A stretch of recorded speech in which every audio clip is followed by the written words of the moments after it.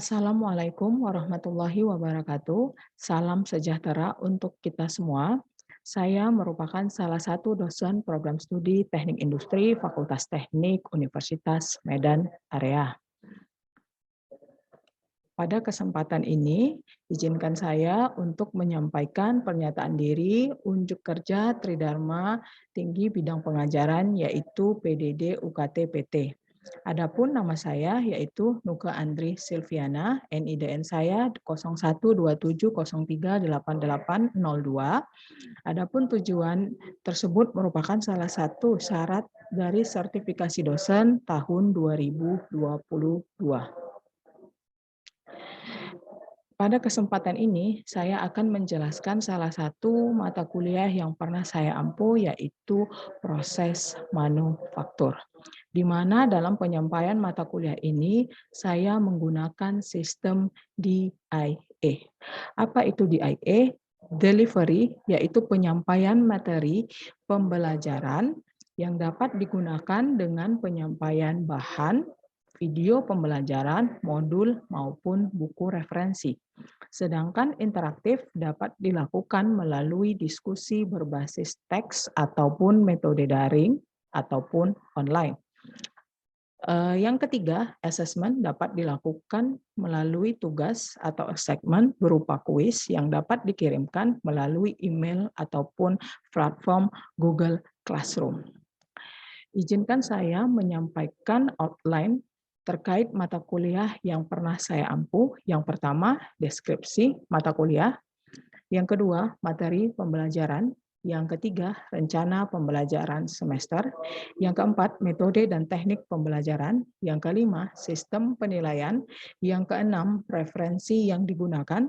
Yang terakhir yaitu simulasi video pengajaran. Outline yang pertama, deskripsi mata kuliah. Mata kuliah ini membahas tentang proses manufaktur dengan memperkenalkan proses dasar dalam pengolahan material menjadi komponen atau barang setengah jadi, di mana proses kegiatan manufaktur melibatkan kombinasi mesin, peralatan, listrik, dan tenaga kerja.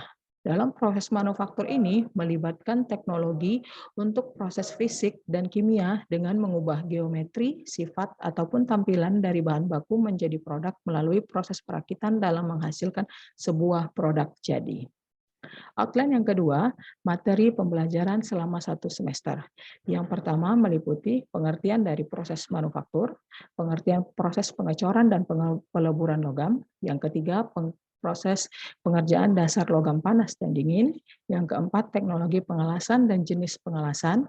Yang kelima, proses penyambungan material. Yang keenam, proses penyambungan plastik. Yang ketujuh, proses-proses selain material logam.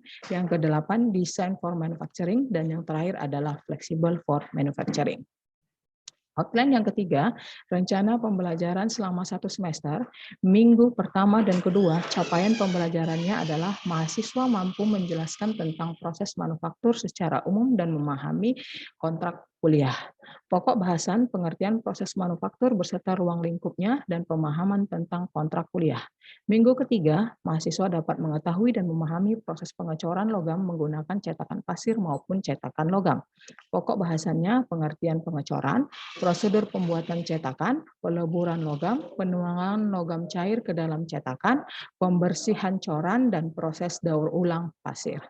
Minggu keempat dan kelima, mahasiswa memahami tentang dasar pengerjaan panas dan dingin logam, pokok bahasannya deformasi plastis, pengerolan, penampaan, ekstruksi langsung dan tak langsung, pemotongan, penumbukan, penarikan, dan pelapisan. Minggu ke-6 dan ke-7, mahasiswa mengetahui macam-macam penyambungan logam dan teknologi pengelasan, pokok bahasannya macam-macam sambungan las, macam-macam jenis sambungan, pengelasan karbit, pengelasan listrik, dan pengelasan plastik. Minggu ke-8 yaitu kita melaksanakan ujian tengah semester. Minggu ke-9 dan ke-10, mahasiswa mampu mengetahui proses penyambungan material. Pokok bahasan cold and hot welding, arc process, adhesive dan diffusion bonding, soldering dan brazing, dan yang terakhir adalah fusion welding. Minggu ke-11, mahasiswa mengetahui bagaimana pembuatan produk dari bahan plastik. Bagaimana pokok bahasannya, cara cetak produk dari plastik. Minggu ke-12 dan 13, mahasiswa mampu menjelaskan proses produksi selain pembentukan logam. Pokok bahasannya proses produksi VCO, proses produksi sawit, dan proses produksi keramik. Minggu ke-14 dan ke-15, mahasiswa mengetahui tentang design for manufacturing dan flexible for manufacturing. Pokok bahasan yaitu pengertian dari flexible for manufacturing, komponen dari flexible for manufacturing, jenis-jenis dari flexible for manufacturing, pengertian dari design for manufacturing, dan yang terakhir adalah proses design for manufacturing.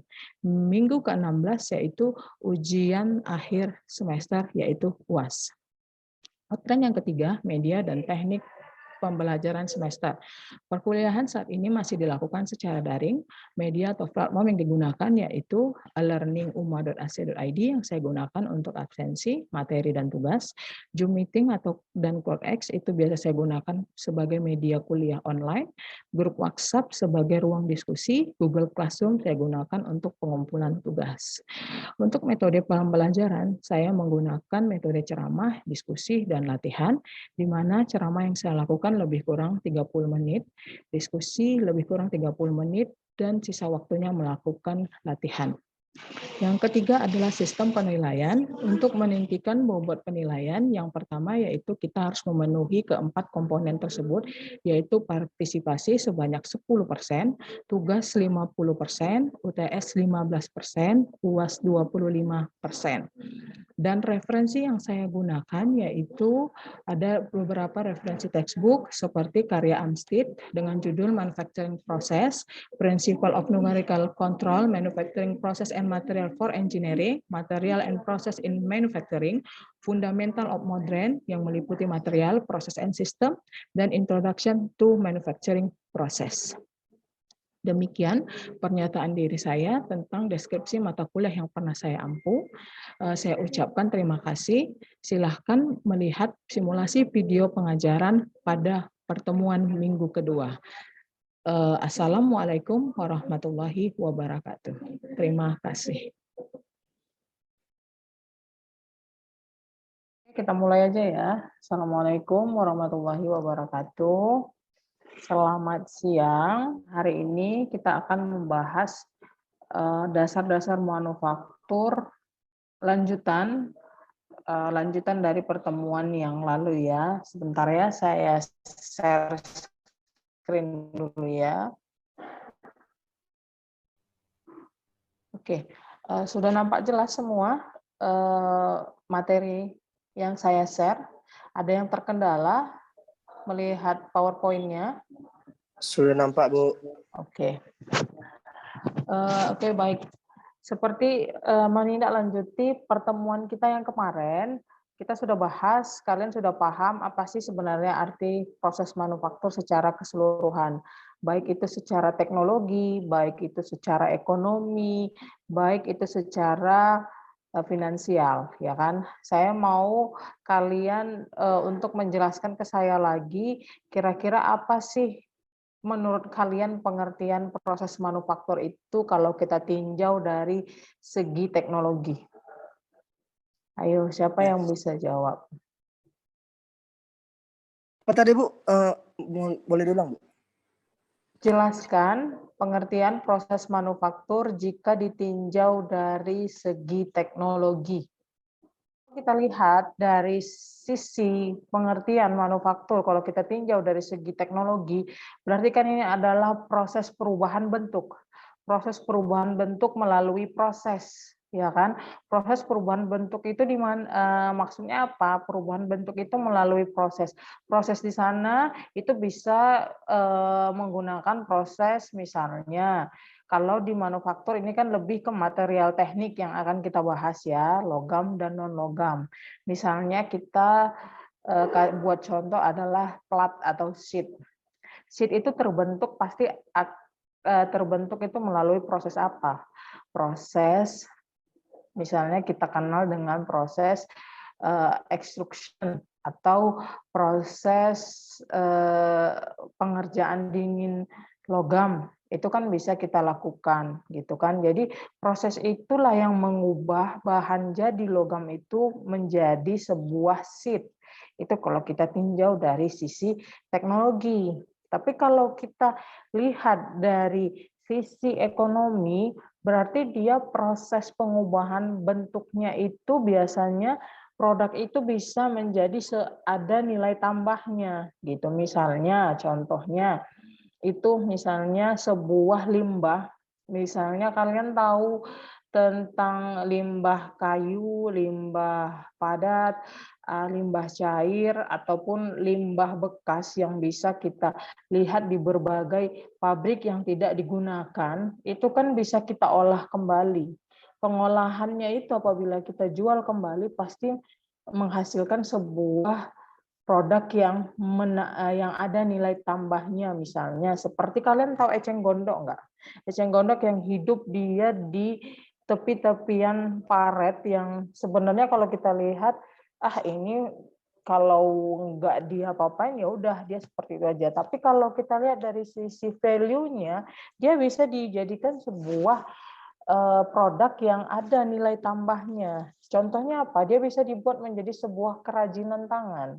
Yang kita lihat sisinya itu adalah ini merupakan bahan ataupun limbah ataupun tanaman ini cuma hanya hidup di dataran rendah seperti itu yang hanya ada di tumbuh-tumbuhan paret, tapi kita bisa olah dia menjadi sebuah produk yang bernilai tambah. Itu contohnya bisa jadi kerajinan. Kalian pernah lihat nggak kerajinan dari eceng gondok? Misalnya kerajinan tangan, contohnya itu adalah tas berupa alas kaki gitu. Itu kan dia apabila kalau kita jual, dia kan bisa menjadi sesuatu yang diinginkan atau dibutuhkan oleh konsumen ataupun pasar, gitu ya. Oke, di sini kalau dalam proses manufaktur ini biasanya kita harus melihat atau kita kategorikan tipe industri itu terbagi atas 3, yaitu ada industri primer, ada industri sekunder, dan ada industri tersier. Ya, kalau industri primer ini dia biasanya lebih mengeksplor sumber daya alam atau sumber daya natural. Misalnya contohnya adalah dari sisi untuk pertanian, perkebunan, dan pertambahan. Kalau kita lihat atau kaji dari industri sekunder, ini biasanya mengolah hasil industri primer itu menjadi sebuah produk. Contohnya, primer itu adalah sumber daya, tapi dia untuk ke sekunder itu bisa jadi kebutuhan primer. Contohnya, misalnya kita contoh dari perkebunan ya, minyak kelapa sawit. Itu CPO. CPO kita bisa ubah menjadi sebuah turunan daripada CPO ini. Kalian bisa ketahui itu bisa dijadikan sebuah kebutuhan sekunder daripada manusia. Misalnya untuk kebutuhan minyak itu kan turunan dari CPO. Terus untuk sabun itu kan dari CPO, ya kan? Deterjen, Bu. Nah, deterjen itu dari CPO. Jadi dia mengubah itu menjadi sebuah produk gitu. Kalau kita segi dari sisi pertanian itu banyak. Kalau dari pertanian misalnya kayak dari sisi sisi pertanian ini hampir sama seperti perkebunan. Kalau pertambangan kalian bisa lihat hasil-hasil pertambangan itu yang bisa kita jadikan sebuah produk. Misalnya hasil tambang contohnya untuk seperti batu cincin itu kan hasil tambang itu kan, terus batu bara bisa kita olah lagi gitu ya. Jadi kalau kita dari segi industri tersier ini dia lebih ke sektor jasa. Sektor jasa ini ya kalian seperti bidang perbankan, seperti bidang pendidikan, dan seperti bidang bengkel. Kalau industri tersier di bidang bengkel ini biasanya lebih ke pembuatan logam-logam itu bisa mengubah menjadi seperti jerjak jendela, jerjak pintu, pagar gitu. Itu kan dia dari bengkel las biasanya gitu ya. Terus kita lanjut. Jadi dalam sebuah proses manufaktur ini biasanya ada beberapa dimensi yang kita lihat dari segi dari capability dari manufaktur itu sendiri. Ada kira-kira ada 3, itu ada kita lihat dari segi kemampuan teknologi proses. Teknologi proses itu bagaimana? Teknologi proses ini lebih ke mesin yang kita gunakan gitu. bisa mengubah sebuah bentuk bahan baku ataupun setengah jadi menjadi produk jadi. Tapi kita lihat dari masing-masing tipe material. Kalau di manufaktur ini kan kita harus ketahui dulu yang mana logam dan yang mana non logam. Gitu. Jadi kalian harus ketahui dulu seperti itu. Lalu kita lihat dari segi kemampuan daripada sumber daya manusianya, SDM-nya. Apabila dia kemampuan tenaga kerjanya, otomatis SDM ini harus mempunyai sertifikat keahlian. Yang kedua, kita lihat daripada keterbatasan fisik dari produk. Misalnya kita bisa kaji dari segi berat dan ukuran dari produk yang akan kita olah. Ya. Yang kedua, itu kita bisa lihat dari kapasitas produksi. Jadi kapasitas produksi ini biasanya apabila produksi itu maksimum dapat kita capai dengan kondisi operasi yang tertentu.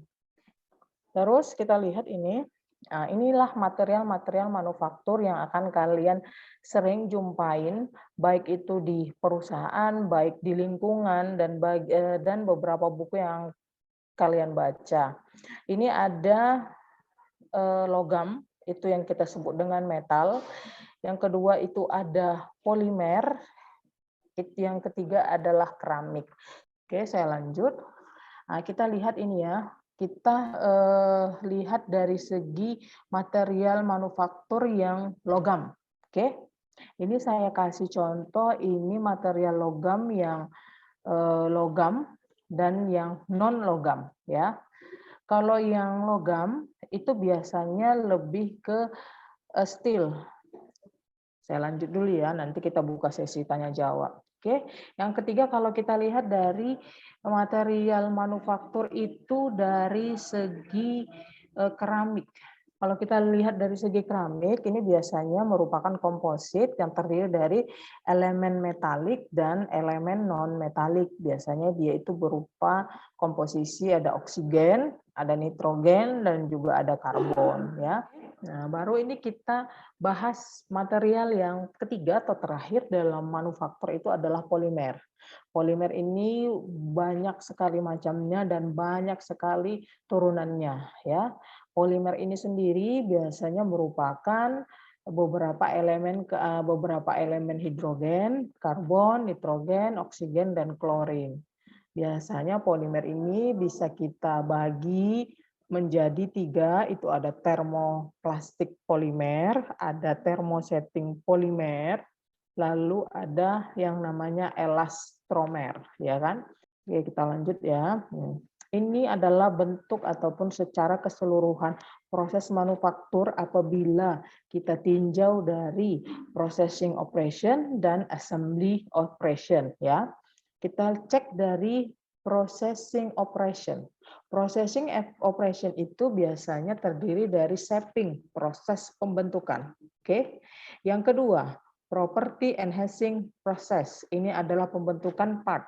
Yang ketiga itu adalah surface processing operation. Itu berarti adalah pembentukan permukaan atau surface. Itu bisa kita lakukan secara nanti banyak untuk proses surface ini bisa nanti prosesnya bisa dilakukan dengan pengerjaan dingin ataupun panas ya. Baru setelah tadi kan saya jelaskan apabila proses manufaktur itu kita lihat dari segi operation proses. Nah, ini kita lihat dari segi assembly proses atau proses perakitan. Ini biasanya kita menggunakan proses permanen dan proses mekanikal. Kalau permanen itu biasanya ini lebih ke welding, ini adalah pengelasan. Ini semua pengelasan, brazing, soldering itu semua pengelasan.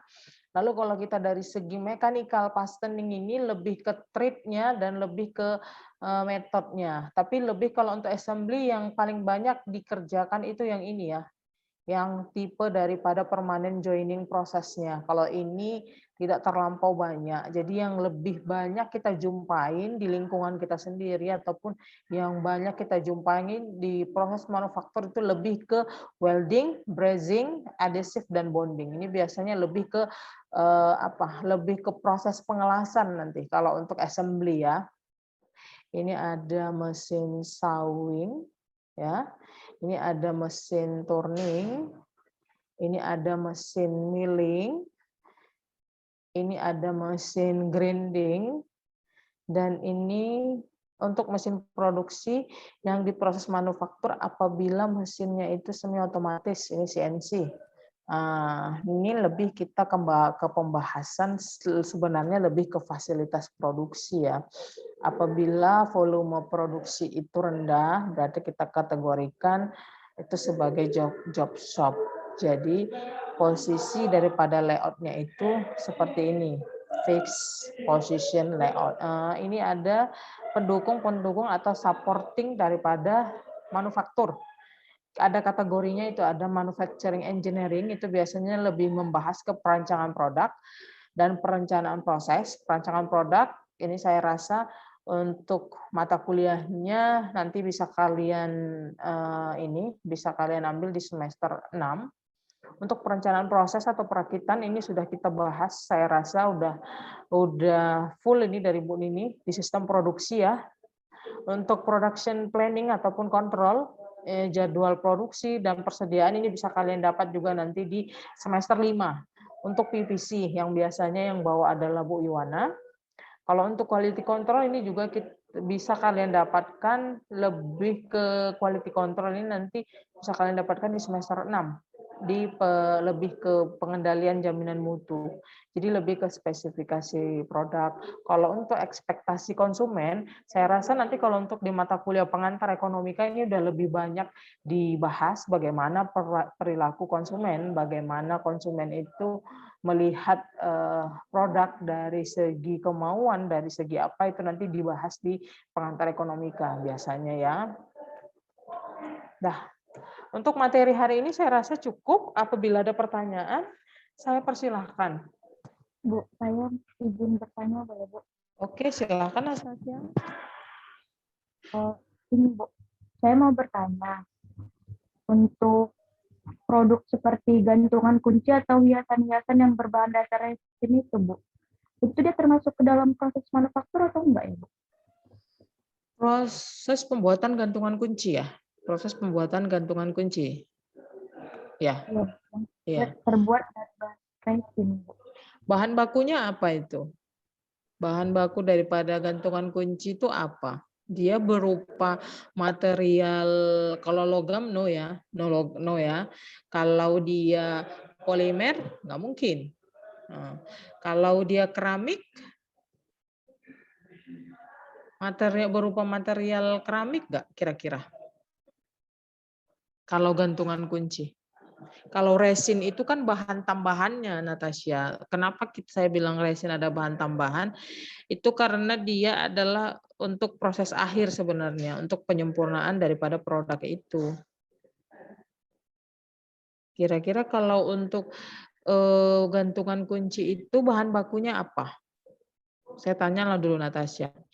Apa kira-kira bahan baku dari gantungan kunci? Ayo. Apakah dia hanya kayu atau ada material yang lain? Ini Bu, yang tahu saya kan dulu waktu zaman sekolah pernah buat gantungan kunci dari resin ini. Nah, jadi yang saya kira itu bahan bakunya itu dari resin Bu, karena kalau misalnya lah dia nggak menggunakan resin, itu gantungan kunci itu nggak bakal bisa jadi keras gitu Bu. Makanya saya bertanya, ini termasuk proses manufaktur atau enggak gitu. Kalau yang saya tahu kan, kalau untuk gantungan kunci itu dia biasanya kan dia bahan bakunya adalah akrilik kan. Akrilik itu sama dengan resin setahu saya ya. Akrilik yang dia sama dengan resin. Kalau kita kategorikan itu sebenarnya lebih ke proses manufaktur, tapi dia yang lebih ke setengah jadi dia, Natasha. Jadi setengah jadi menjadi produk jadi gitu. Kira-kira ada yang mau menambahkan atau mau bertanya? Kalau nggak ada yang bertanya nih, saya udah bisa semua nih. Jadi udah bisa ngerjain tugas yang ada di slide saya paling akhir nih. Tentang tugas itu sih Bu, gitu. Maksudnya kan itu dibuat gambarlah sketsa gitu. Itu sketsa yang bagaimana ya, Bos? Sketsanya itu bisa kalian buat manual, bisa dibuat secara komputerisasi. Kalau biasanya kalau komputerisasi kalian harus bisa pakai software ini AutoCAD. Pada bisa pakai AutoCAD semua enggak? Geleng kepala semua nih. Jadi waktu praktikum menggambar teknik, siapa yang buat sketsa ini gambar? Kemarin itu Manual itu, Bu. Manual. Ya udah. Kalau memang bisa manual, buat manual saja. Saya kirain ada yang bisa AutoCAD. Pasti kalian satu stambu pasti ada yang pintar AutoCAD nih. Nggak mungkin semua nggak bisa AutoCAD kan? Ya kan? Itu sih kalau untuk tugas. Nanti tugas ini bisa kalian kumpulkan di room kita yang di Google Classroom yang sudah saya share tadi.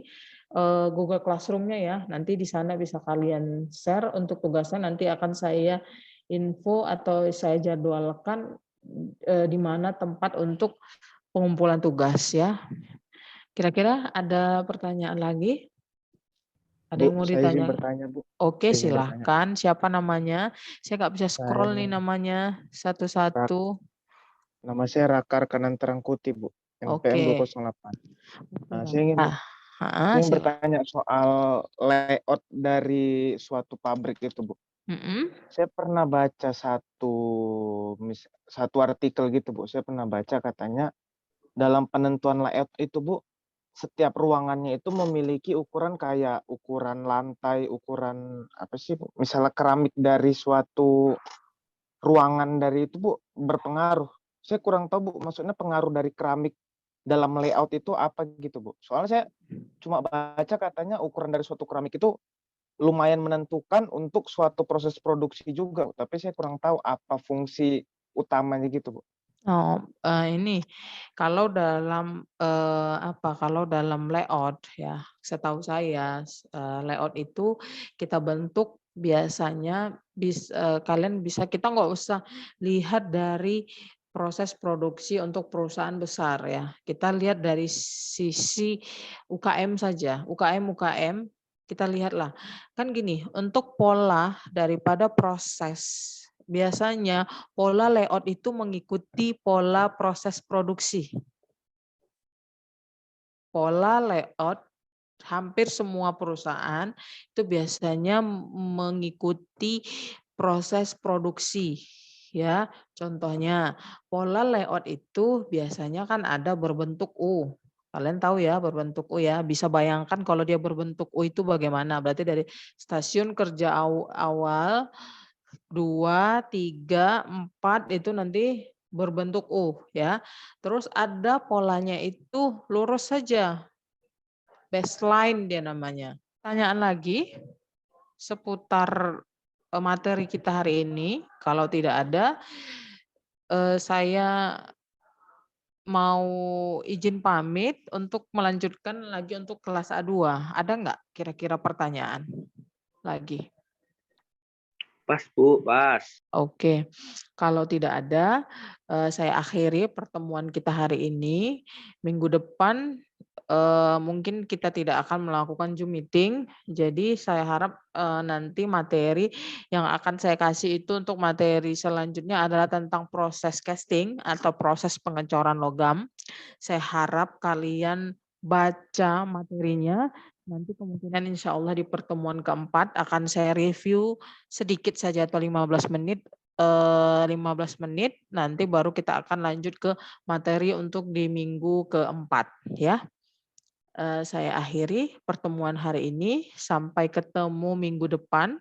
Apabila ada pertanyaan yang masih kurang, masih ada yang mengganjal di hati, bisa kalian WA saya di grup ya. Nanti akan saya bantu jawab. Saya akhiri perkuliahan kita hari ini. Assalamualaikum warahmatullahi wabarakatuh. Waalaikumsalam warahmatullahi wabarakatuh. Oke.